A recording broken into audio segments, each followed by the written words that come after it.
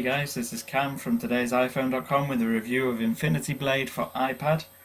Now this game is compatible with iPhone, iPad, iPod Touch. It's one download, so if you've got more than one device you can just download it once and sync it with your iPad and your iPod Touch and your iPhone, so you don't have to buy different versions for different devices.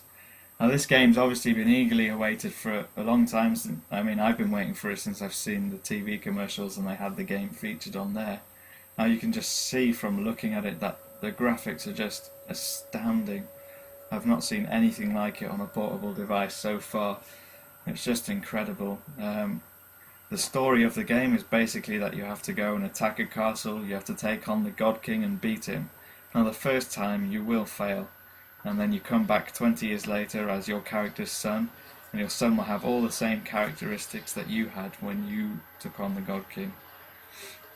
Now in terms of controls, there aren't any on the screen. It's been a game designed specifically for this device. It hasn't been moved from console to iOS device. It's been designed specifically to work on the tablet and on the phone. You just take a look around and see how clear all the visuals are. It's really well designed, really well thought out. In terms of actual gameplay, basically the actions that you take are basically just fighting. And to fight you've got three controls. At the bottom there's a shield and then a dodge on either side.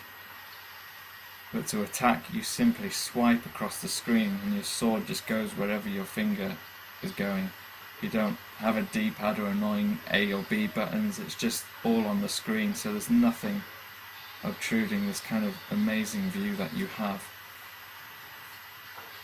Now as you fight you build up your different levels of magic and you build up your super move so you can act on those at any time and inflict even more pain on your enemy. So when you have a block break or something, then you can have a few moves and you get combo hits, and then that adds more points. And as you're doing this, as you win more money, and then with the money you buy more weapons and more armor, more helmets, more shields and more magic rings. And every time you master one of these you can buy a new one and master that one and build up your health and your armor and things like that. So then he's finished off and you get a finishing bonus for the amount of hits that you put on after you've killed him off. Just look at the animation, it's incredible. Now in the settings there are a few different things that we can look at. Take a look at a character, for instance. You can upgrade his health, his attack every time that you go up a level.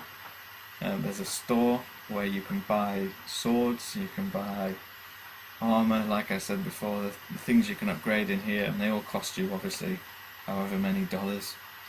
And that bar dictates how much you've actually mastered that weapon, and you can also see what you've got at any time in your inventory.